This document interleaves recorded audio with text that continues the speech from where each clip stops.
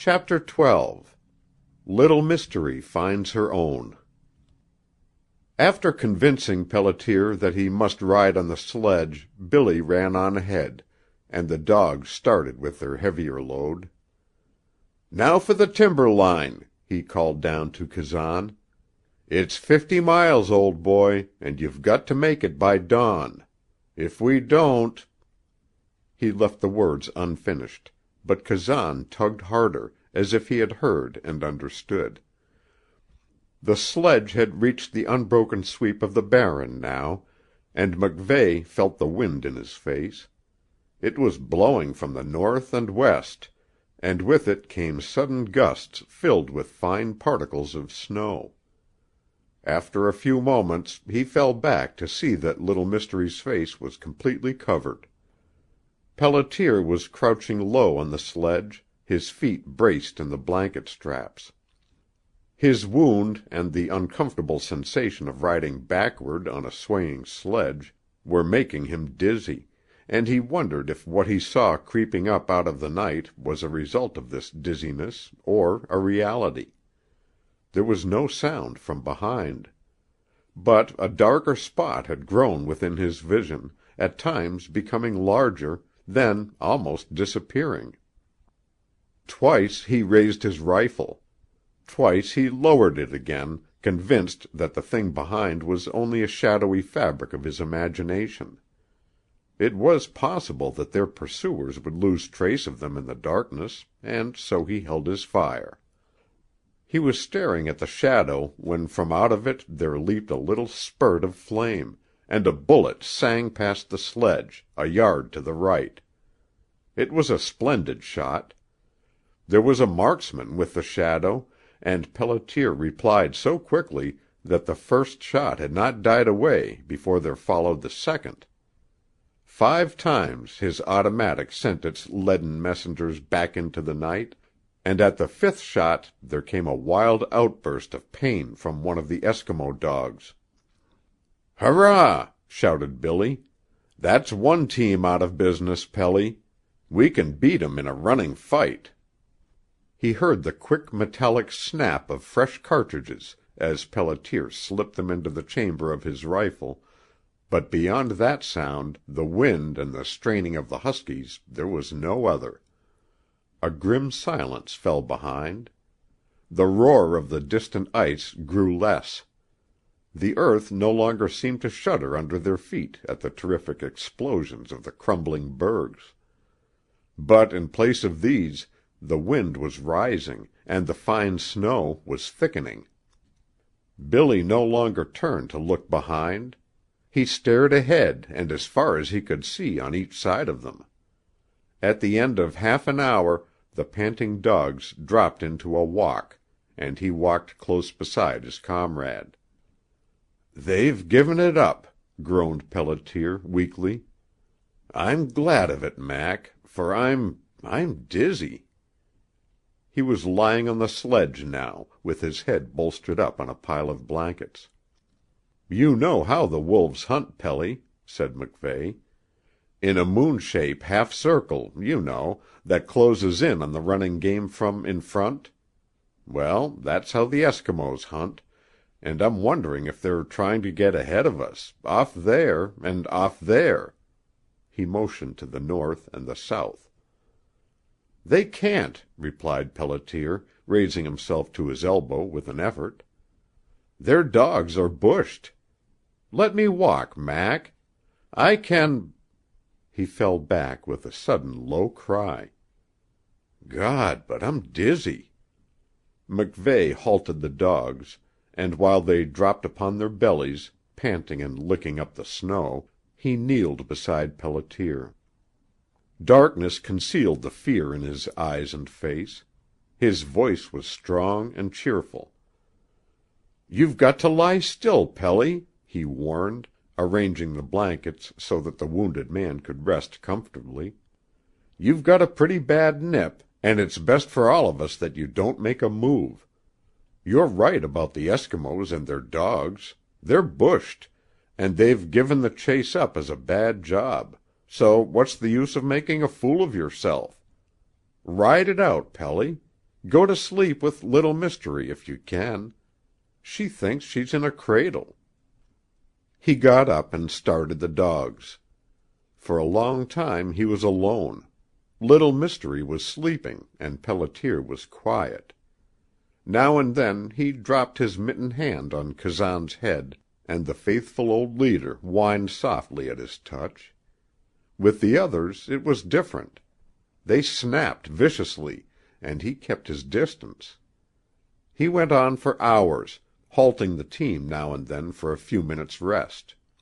He struck a match each time and looked at Pelletier. His comrade breathed heavily, with his eyes closed. Once, long after midnight, he opened them and stared at the flare of the match and into MacVeigh's white face. "I'm all right, Billy," he said. "Let me walk." MacVeigh forced him back gently and went on. He was alone until the first cold gray break of dawn. Then he stopped, gave each of the dogs a frozen fish, and with the fuel on the sledge built a small fire. He scraped up snow for tea and hung the pail over the fire. He was frying bacon and toasting hard bannock biscuits when Pelletier aroused himself and sat up. Billy did not see him until he faced about.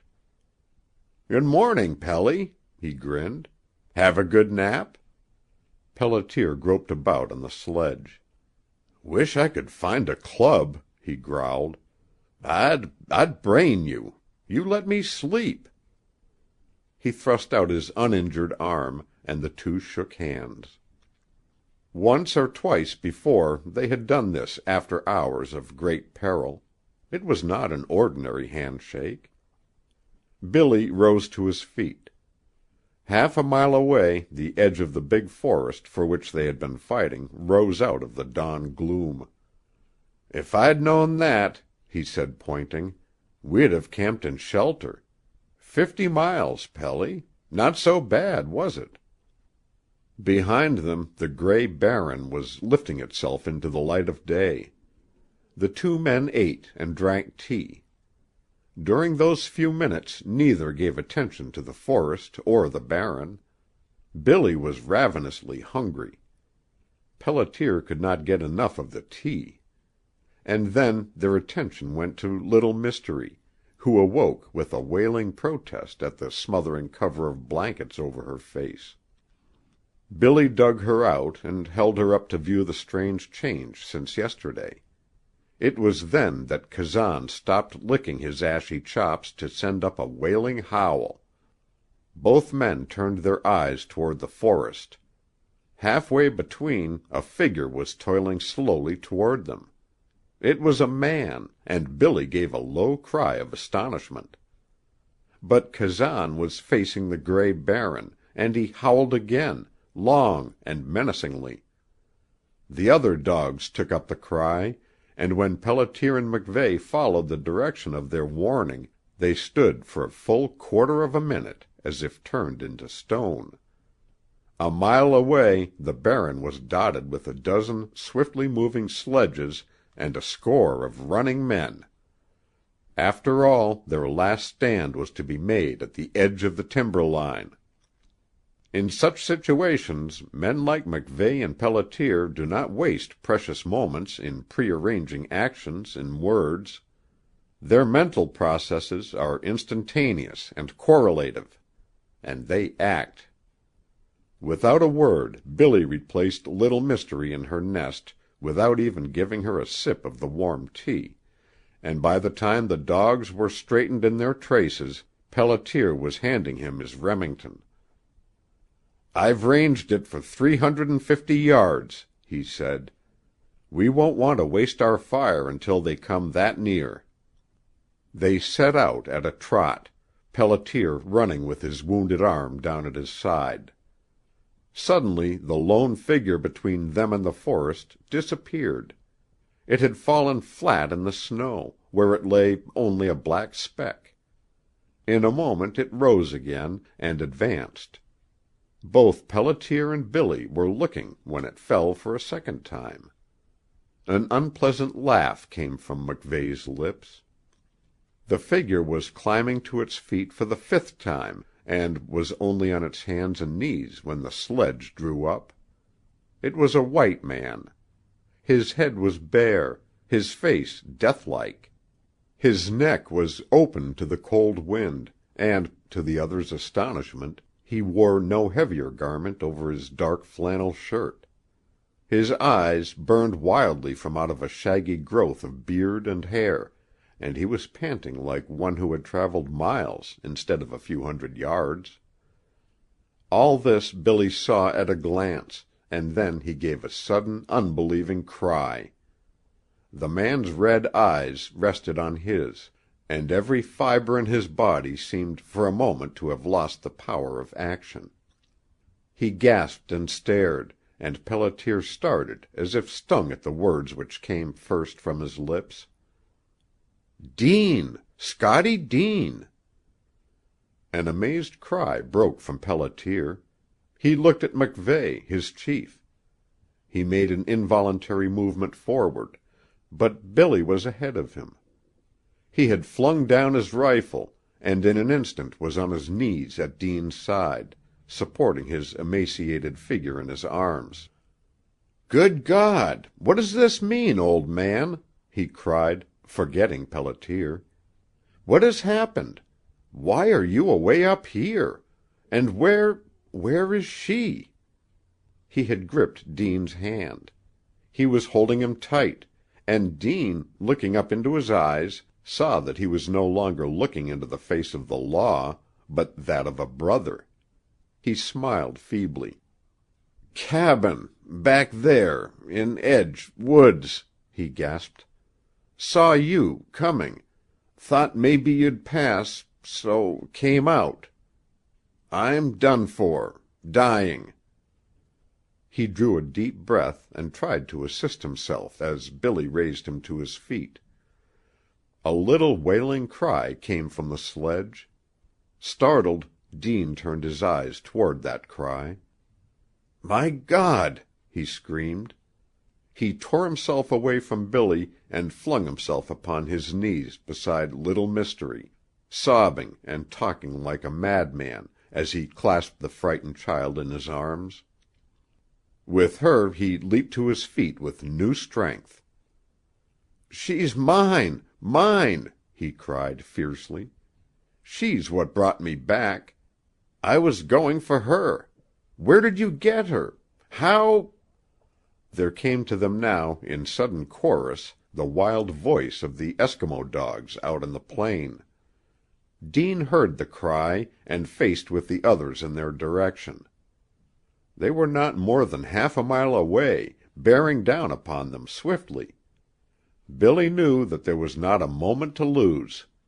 In a flash it leaped upon him that in some way Deane and Isobel and Little Mystery were associated with that avenging horde, and as quickly as he could he told Deane what had happened. Sanity had come back into Deane's eyes, and no sooner had he heard than he ran out in the face of the army of little brown men with Little Mystery in his arms. MacVeigh and Pelletier could hear him calling to them from a distance. They were in the edge of the forest when Deane met the Eskimos. There was a long wait, and then Deane and Little Mystery came back, on a sledge drawn by Eskimo dogs. Beside the sledge walked the chief who had been wounded in the cabin at Fullerton Point. Deane was swaying, his head was bowed half upon his breast, and the chief and other Eskimo were supporting him. He nodded to the right, and a few hundred yards away they found a cabin. The powerful little Northerners carried him in, still clutching Little Mystery in his arms, and he made a motion for Billy to follow him, alone. Inside the cabin they placed him on a low bunk, and with a weak cough he beckoned Billy to his side. MacVeigh knew what that cough meant. The sick man had suffered terrible exposure, and the tissue of his lungs was sloughing away. It was death, the most terrible death of the North. For a few moments Dean lay panting, clasping one of Billy's hands. Little Mystery slipped to the floor and began to investigate the cabin. Dean smiled into Billy's eyes. "You've come again, just in time," he said, quite steadily. "Seems queer, don't it, Billy?" For the first time he spoke the other's name as if he had known him a lifetime. Billy covered him over gently with one of the blankets, and in spite of himself his eyes sought about him questioningly. Dean saw the look. "She didn't come," he whispered. "I left her—" He broke off with a racking cough that brought a crimson stain to his lips. Billy felt a choking grief. "You must be quiet," he said. "Don't try to talk now. You have no fire, and I will build one. Then I'll make you something hot." He went to move away, but one of Dean's hands detained him. "Not until I've said something to you, Billy," he insisted. "You know, you understand. I'm dying. It's liable to come any minute now, and I've got to tell you things. You must understand before I go. I won't be long. I killed a man, but I'm not sorry. He tried to insult her, my wife, and you'd have killed him too. You people began to hunt me, and for safety we went far north, among the Eskimos, and lived there long time. The Eskimos, they loved the little girl and wife, especially little Isobel. Thought them angels, some sort. Then we heard you were going to hunt for me, up there among the Eskimos. So we set out with the box. Box was for her, to keep her from fearful cold. We didn't dare take the baby, so we left her up there. We were going back, soon, after you'd made your hunt. When we saw your fire on the edge of the Barren, she made me get in the box, and so you found us. You know after that. You thought it was coffin, and she told you I was dead. You were good to her, and you must go down there where she is, and take little Isobel. We were going to do as you said, and go to South America. But we had to have the baby, and I came back. Should have told you. We knew that, afterward. But we were afraid, to tell the secret, even to you." He stopped, panting and coughing. Billy was crushing both his thin, cold hands in his own. He found no word to say. He waited, fighting to stifle the sobbing grief in his breath. "You were good to her," repeated Dean, weakly. "You loved her, and it was right, because you thought I was dead and she was alone and needed help. I'm glad you love her. You've been good and honest, and I want someone like you to love her and care for her. She ain't got nobody but me, and little Isobel. I'm glad I've found a man like you." He suddenly wrenched his hands free and took Billy's tense face between them, staring straight into his eyes. "And I give her to you," he said.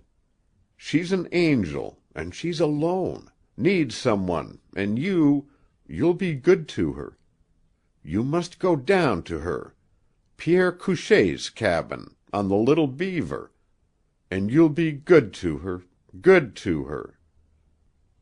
"I will go to her," said Billy, softly, "and I swear here on my knees before the great and good God that I will do what an honorable man should do." Dean's rigid body relaxed, and he sank back on his blankets with a sigh of relief. "I worried for her," he said. "I've always believed in a God, though I killed a man, and he sent you here in time." A sudden questioning light came into his eyes. "The man who stole little Isobel," he breathed. "Who was he?" "Pelletier, the man out there, killed him when he came to the cabin," said Billy. "He said his name was Blake, Jim Blake." "Blake! Blake! Blake!" Again Dean's voice rose from the edge of death to a shriek. "Blake, you say? A great coarse sailorman, with red hair, red beard, yellow teeth like a walrus. Blake! Blake!" He sank back again, with a thrilling, half-mad laugh. Then it's all been a mistake, a funny mistake," he said. And his eyes closed, and his voice spoke the words as though he were uttering them from out of a dream. Billy saw that the end was near. He bent down to catch the dying man's last words. Dean's hands were as cold as ice. His lips were white.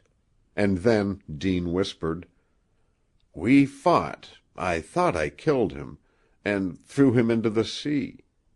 His right name was Samuelson. You knew him by that name, but he went often by Blake, Jim Blake.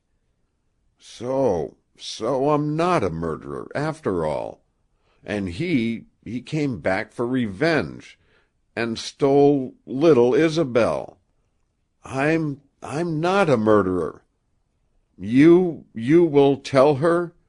You'll tell her I didn't kill him, after all? You'll tell her, and be good? Good?" He smiled. Billy bent lower. "Again I swear before the good God that I will do what an honorable man should do," he replied. Dean made no answer. He did not hear. The smile did not fade entirely from his lips, but Billy knew that in this moment death had come in through the cabin door. With a groan of anguish he dropped Dean's stiffening hand. Little Isobel pattered across the floor to his side. She laughed, and suddenly Billy turned and caught her in his arms, and crumpled down there on the floor beside the one brother he had known in life, he sobbed like a woman. End of chapter 12. Recording by Roger